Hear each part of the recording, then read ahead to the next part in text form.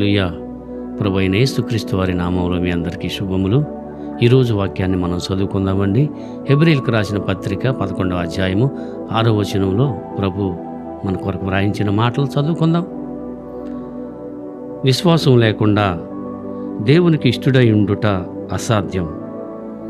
దేవుని యొద్దకు వచ్చువాడు ఆయన ఉన్నాడనియు తన్ను వెదకువారికి ఫలము దయచేయవాడనియు నమ్మవలెను గదా.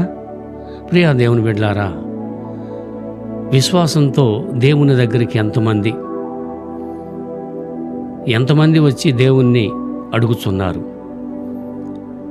దేవుణ్ణి అడుగుతున్నాము అంటే మనలో విశ్వాసం ఉండాలి. విశ్వాసం లేకుండా మనమేమి చేయలేమండి.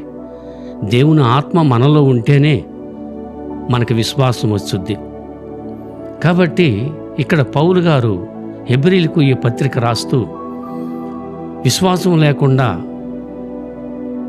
దేవుని వద్దకు వచ్చేటువంటి వారు అనేకమైనటువంటి వారు ఉన్నారు. కానీ విశ్వాసం ఫలించాలి అంటే దేవుని యొక్క చిత్తాన్ని జరిగించాలి. దేవుని యొక్క చిత్తాన్ని జరిగించి ఆయన నమ్మదగిన దేవుడు, ఆయన సృష్టికర్త అయినటువంటి దేవుడు.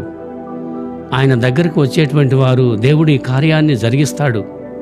తప్పనిసరిగా అని ప్రభువు దగ్గరకు వచ్చి మొరపెట్టుకుంటే ఆ విశ్వాసాన్ని బట్టే దేవుడు చూస్తాడు. ఎంతమంది ఈ లోకంలో విశ్వాస వీరులు ఉన్నారండి.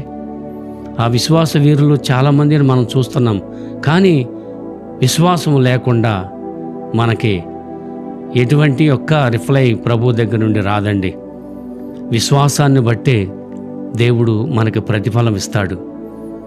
దేవుడు మనకు ప్రతిఫలం ఇస్తున్నాడు అంటే ఆ ప్రతిఫలాన్ని మనము గట్టిగా పట్టుకోవాలి. ఇతరులకి మాదిరిగా మనకు కనిపించి ఈరోజు ఎంతమంది దేవునికి ఇష్టలుగా ఉన్నారు? ఆయనకి ఇష్టలుగా ఉండాలి అంటే మనలో విశ్వాసం అనేది ఉండాలి.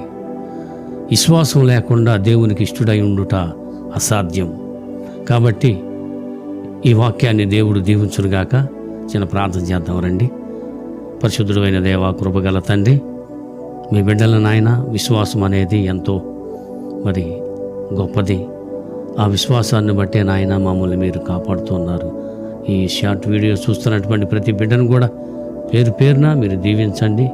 వారికి ప్రతిఫలాలు దయచేయమని మా ప్రభువును, మీ ప్రియరక్షకుడైన యేసయ్య పరిశుద్ధమైన నామమును బట్టి మిక్కిలి వినయముతో వేడుకొంచున్నాము మా పరమ తండ్రి. ఆమేన్, ఆమేన్.